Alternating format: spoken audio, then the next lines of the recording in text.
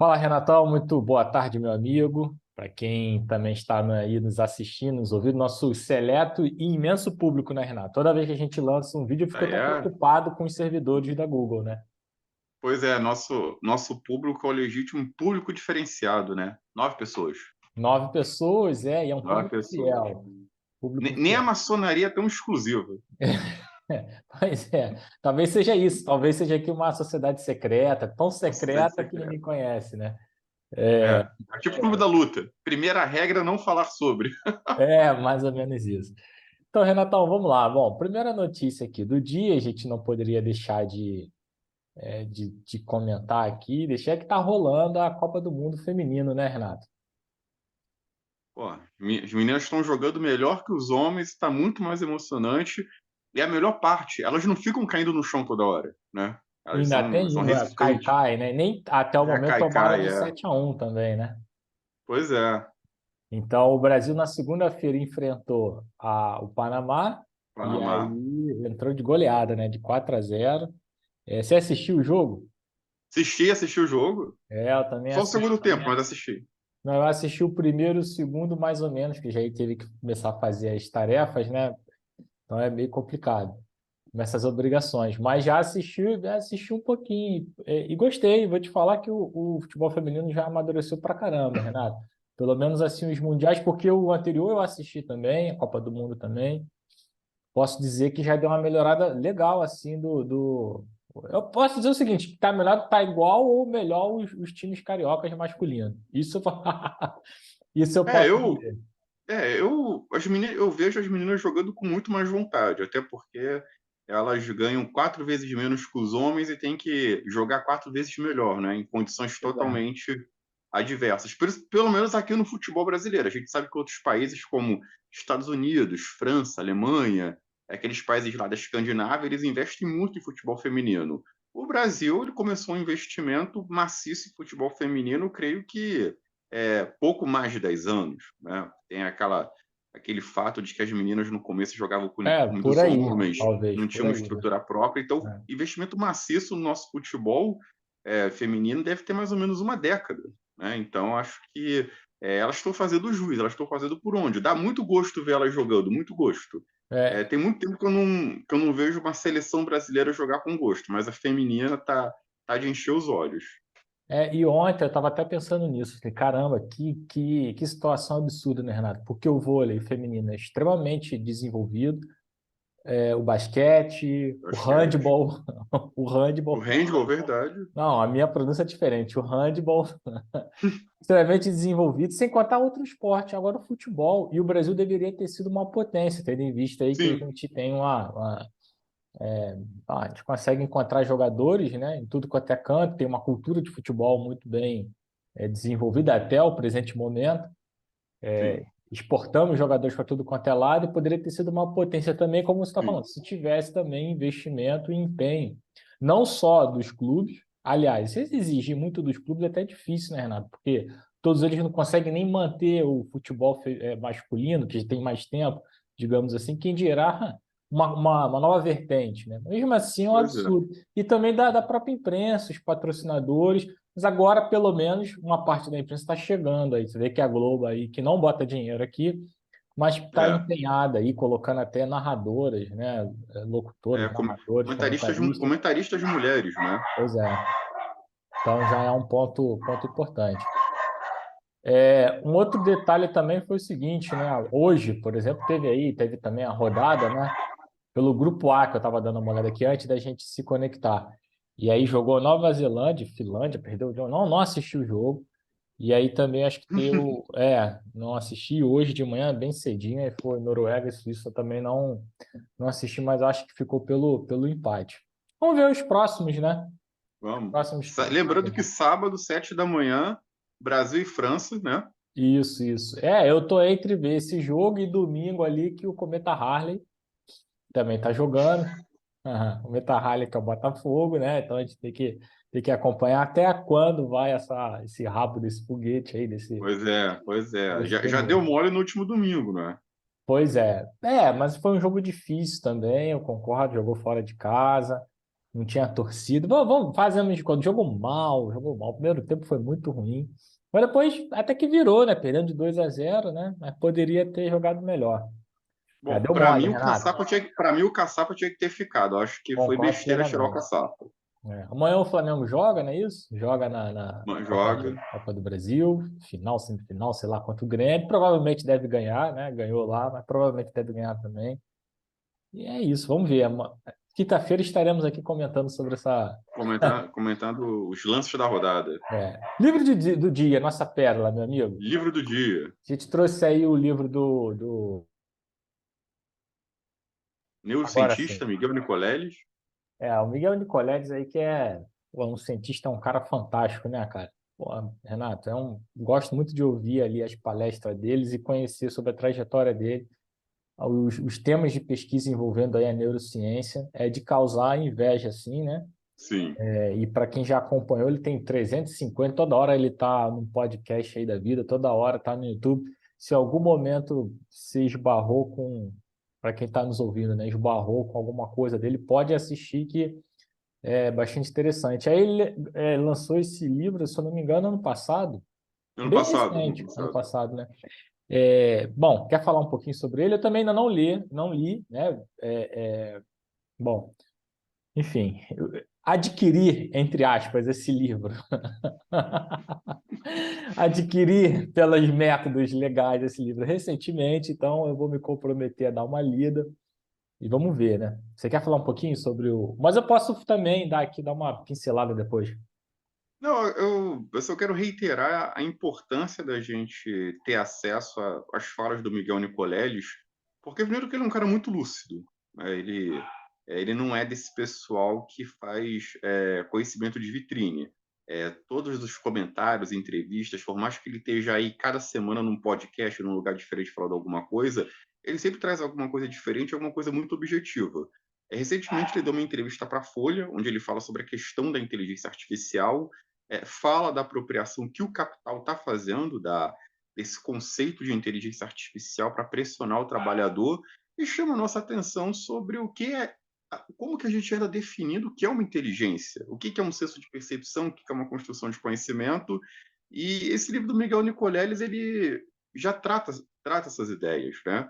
O verdadeiro criador de tudo, ele vai fazer justamente uma análise sobre o cérebro. Só que não é o Exato. cérebro sentido biologicamente falando, é o cérebro enquanto a forma como ele é percebido numa sociedade, aquilo que a gente está usando para alimentar o nosso cérebro e as nossas ideias. Ele vai muito naquela toada do Siddhartha Ribeiro também, que é neurocientista, também tem Sim, trabalhos sim. muito interessantes. O Siddhartha Ribeiro ele já tem ali uma preocupação com uma questão, digamos assim, mais mística da coisa, né? Ele tem um componente científico, mas como que esse componente científico lida com o componente místico?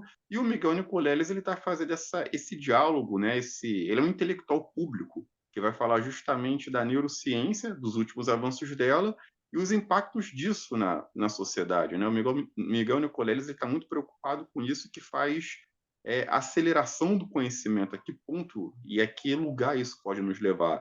Claro, pesando os bons recursos e os maus recursos, e os bons recursos que são mal empregados, como é o caso da inteligência artificial atualmente, que está aí na crista da onda dos debates. Eu acho bem interessante que ele tem toda entrevista que eu assisto dele, ele tem falado exatamente a mesma coisa. Ele tem criticado esse termo, inteligência artificial. Ele tem, que não é um termo ideal, ele tem falado que, na verdade, isso não tem nada de novidade, e é verdade. Eu Sim. concordo com ele para quem joga jogo, game, essas coisas. Esse negócio de inteligência artificial já está aí há muito tempo, desde a década de 80 e 90, e vem só a cada vez sendo desenvolvido. Então ele fala isso, eu já venho utilizando isso há muito tempo, isso é uma bobagem. Aí ele vem falando que isso tem sido uma grande canal de propaganda, estão jogando rios de dinheiro em cima disso. Tem muito volume de propaganda, mas que tudo isso é efêmero, segundo ele, e que vai passar. Acho que outro ponto também, que ele, exatamente como você falou, ele fala assim, o caos não vai ser o controle das máquinas, não. O caos dessa questão vai ser justamente a substituição e a carência do emprego, afetando o mundo de trabalho.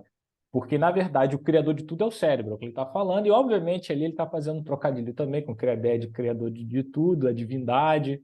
Há um trocadilho também no título, muito chamativo nesse Sim. título, porque Bom, o verdadeiro criador de tudo é Deus, mas na cabeça dele é a mente, é o cérebro humano. Acho que tem um pouco dessa questão, Sim, né? E aí também é provocativo demais. Agora eu gosto muito dele, gosto do posicionamento dele, gosto de ouvir, e sobretudo ouvir a trajetória dele. Acho que o Brasil fala pouco sobre ele e, bom, sim, é que ele tem bastante audiência assim na internet, mas acho que ele, mesmo ainda assim deveria ganhar mais popularidade, né? Gosto muito do sim. trabalho dele, Renato, sinceramente. São três caras da ciência que eu gosto muito, que é ele, o Marcelo Gleiser e o Eu também Siddhartha gosto dele. Ribeiro. Acho que Sim, são sim, três caras que a gente precisa ouvir cada vez mais. é verdade. E não, e o Nicolella ainda tem uma percepção um pouco diferente até do Glaser, que tá nítido ali, que para ele a ciência ela obviamente ela gera impactos sociais, econômicos e políticos, mas ela também é uma construção social, ela é também uma construção da economia, é uma construção de interesses políticos e culturais, né? Que é uma coisa que tem mais afinado hoje para quem estuda história da ciência. Já o Glaser não, ainda em algumas falas dele ainda tem aquela meia ideia meio que assim, né, ao estilo um pouco século XIX, né? Que assim seria uma coisa apartada. É, ah, é, Eu tô terminando de ler um livro dele, né, O Fim da Terra e do Céu.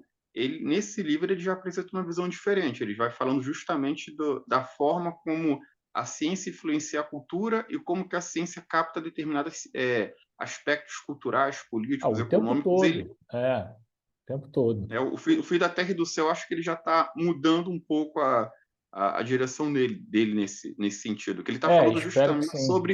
sobre as visões do apocalipse segundo a religião e segundo a ciência, e de como que os cientistas que atualmente estudam, por exemplo, aquecimento global, Sim, a probabilidade de sermos atingidos por meteoros, como que esses caras, involuntariamente, eles acabaram ressignificando a linguagem do apocalipse, né? Aí ele vai sim, falar sim, sim, dos sim. estudos astronômicos e tudo mais. Então, Sim. acho que é um livro onde ele está dando uma guinada nesse É. discurso. Como se fosse a apartada, a ciência acima do bem e do mal. Não estou aqui para falar de política, estou Isso. aqui para falar sobre ciência. Isso é uma tremenda de uma É, bobagem, né?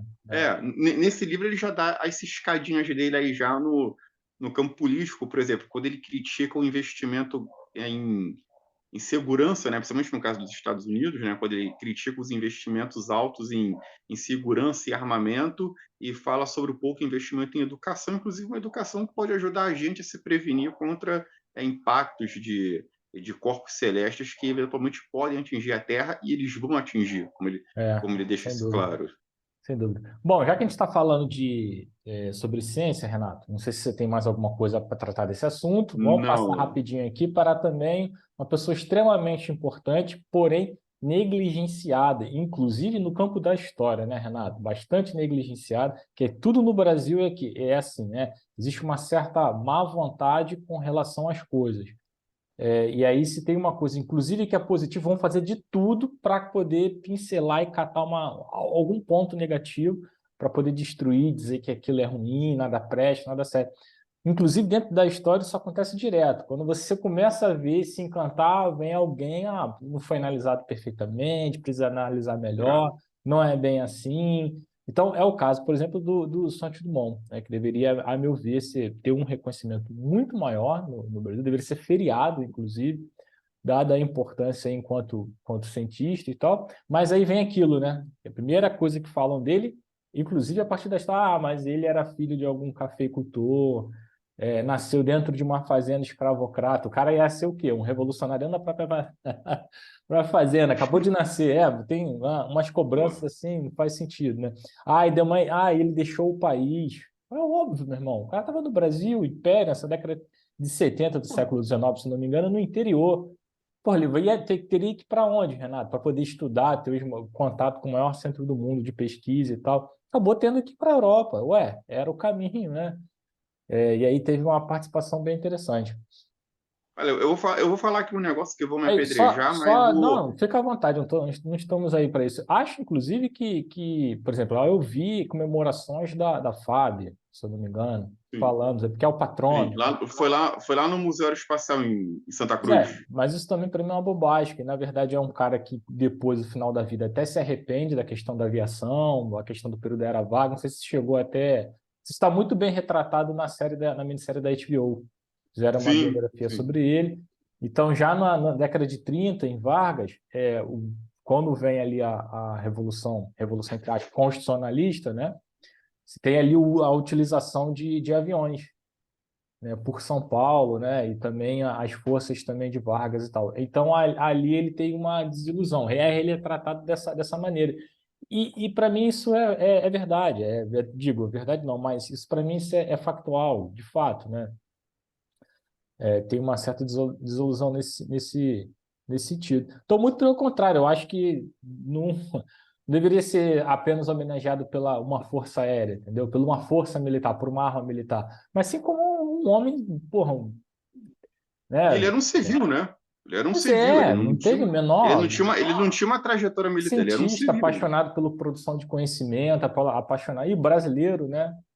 Que levou o nome do Brasil aí, pelo menos iníciozinho do século XX, com todos os problemas e as dificuldades. Mas é isso, né?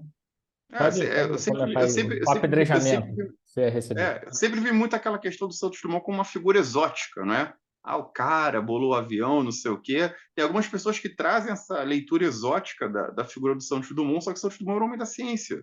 Eu vi uma vez num documentário que ele tinha desenvolvido um método para lançar boias salva-vidas no mar, como se fossem disparadas por um vulcão, sabe? Assim, Sim, um vulcão, não, um canhão que sim, disparava a boia caía no mar e inflava, sabe? Um negócio sim, muito sim, bem bolado, um negócio sim, sim. mega interessante. Pô, Santos Dumont aperfeiçoou o relógio de pulso. Aí começam a pincelar umas histórias de que ele era apaixonado por uma prima, a prima era menor de idade, não sei o quê. Exato, aí começa. Aí começa a pegar umas coisas. Que o Santos Dumont foi estudar na França, assim, com todo respeito. O Santos Dumont não fez um trajeto muito diferente da intelectualidade que é formada nas periferias e depois vai morar nos grandes centros. Desculpa, mas é o que a gente mais Basicamente vê é aí isso, né? são intelectuais formados nas periferias, aqui no nosso caso na Baixada, e quando galgam merecidamente uma posição melhor, eles vão morar onde? Eles Vamos vão morar morar, vamos. Tijuca, Zona Pois é, Sul, pois Barra. é. Então, assim, não entendo, não. Nós estamos ocupando o poder por dentro. Cara, esse discurso tá tão Pois é. chato pra caralho.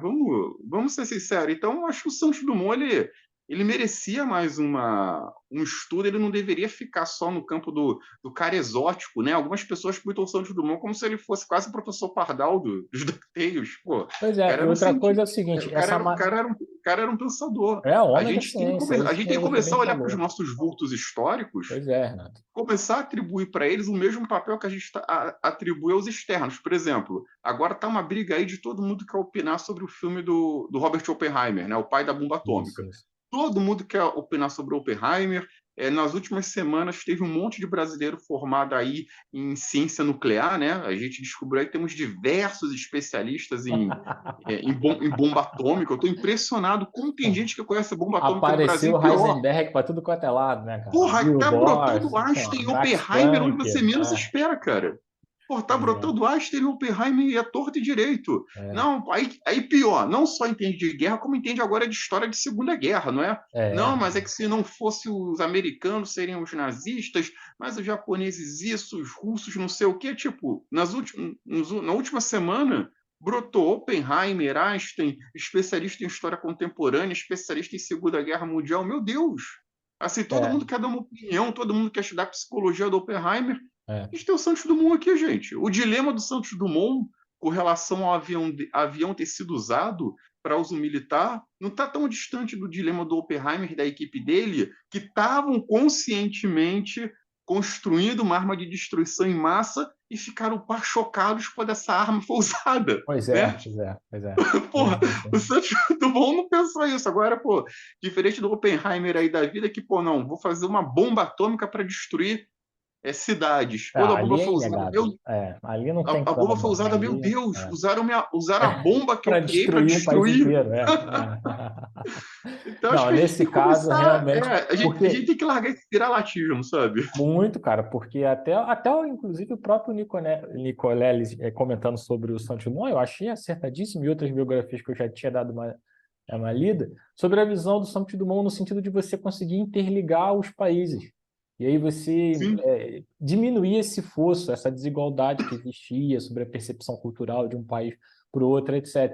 Quer dizer, não era a intenção justamente você falar, vou livrar aqui o mundo do... Como isso? Jogando uma bomba que vai eliminar todo mundo. Meu Deus, e utilizaram mesmo. Que absurdo, Renato. Eu não imaginava que isso aconteceria, cara.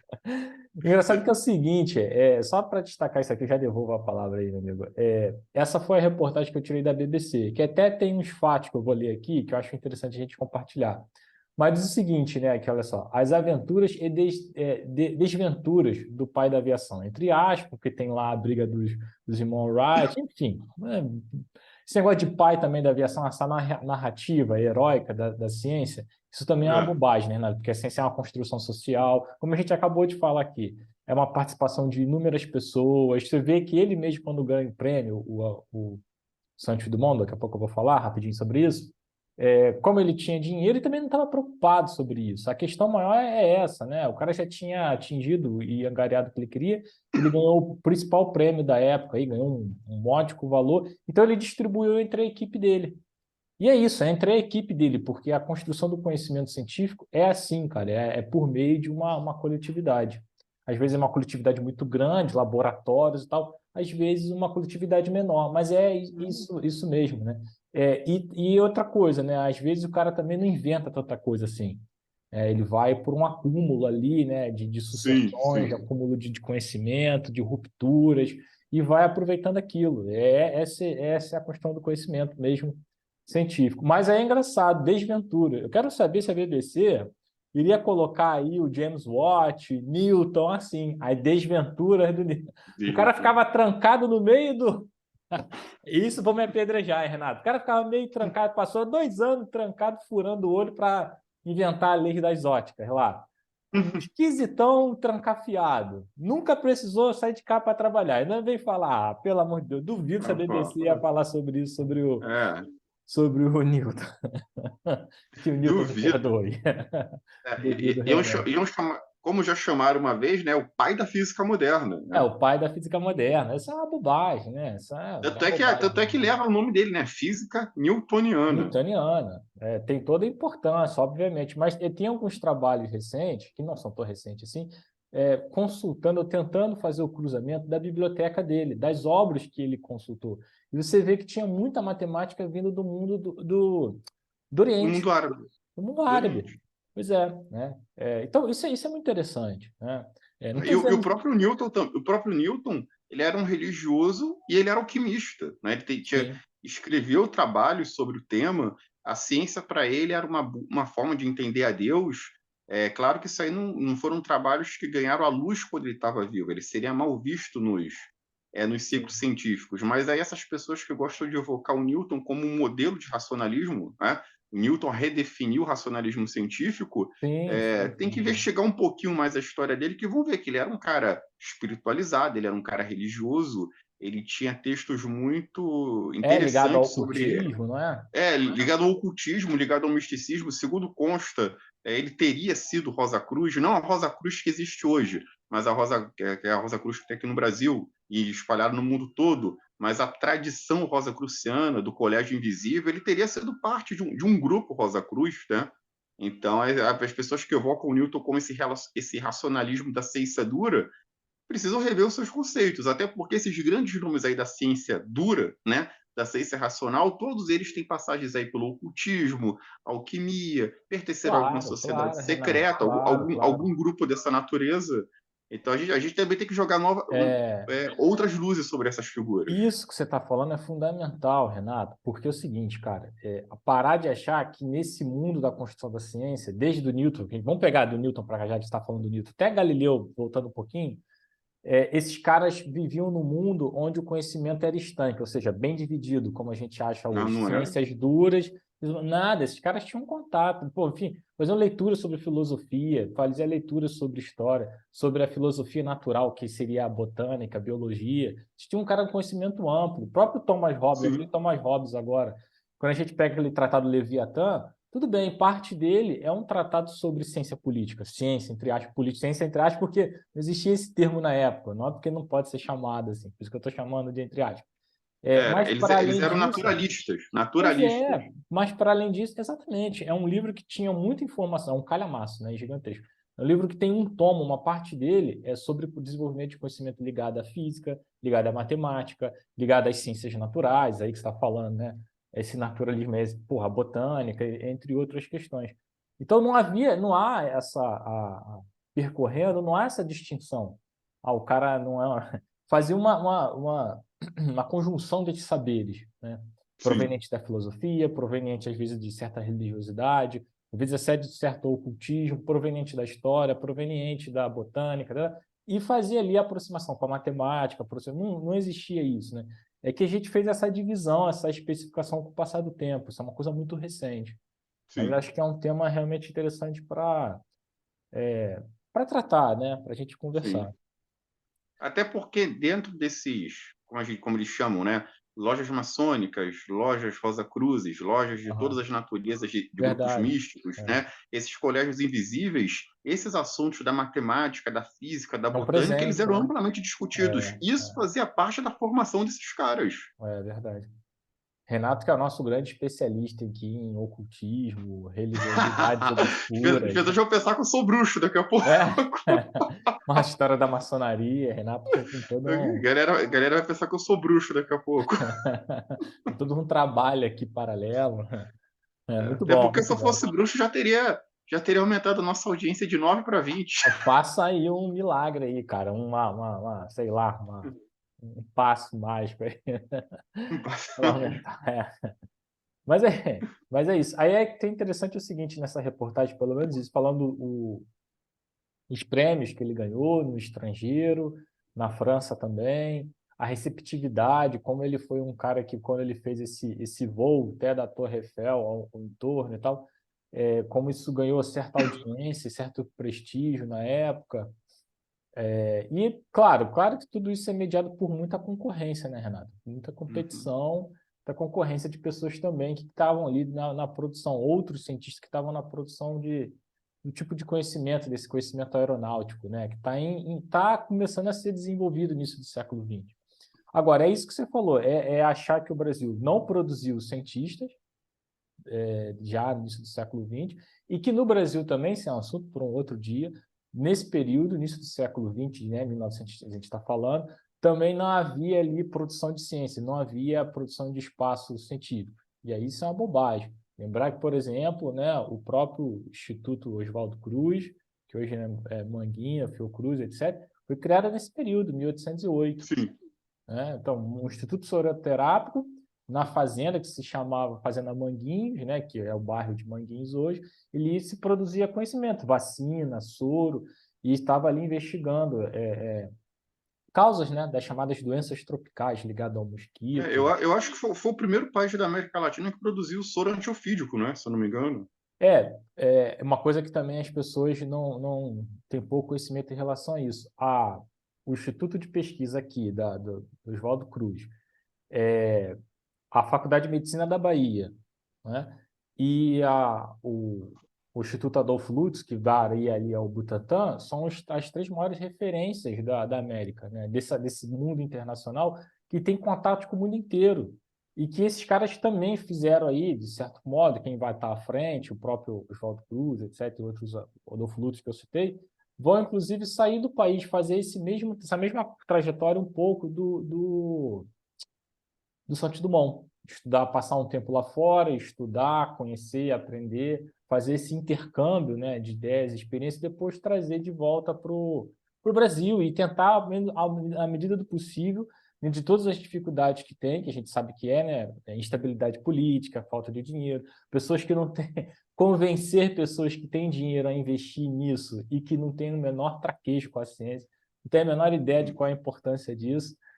Ainda tem que brigar com isso, né, Renato? E aí conseguir fundar sim. esses institutos todos para fazer trabalho de produção de vacina, como você está comentando. E, claro, a América Latina também, o mundo caribenho, tudo isso tem tem faculdades e institutos, instituições que vão surgindo, e a América Latina era uma grande referência nesse período, iníciozinho do século XX, por incrível que isso possa parecer, né? Incrível porque as pessoas... Nosso especialista em história da ciência, Bené Benevides. Pois é, né, Renato? Foi esse período aí dos últimos 4 anos. Mas não quero falar sobre isso hoje, não. Algo mais, meu amigo? Não, só isso mesmo. Então ficamos por aí, meu Ficamos querido. por aqui. Um abraço aí. Abraço. Peraí, deixa eu só interromper. Agora sim, um abraço.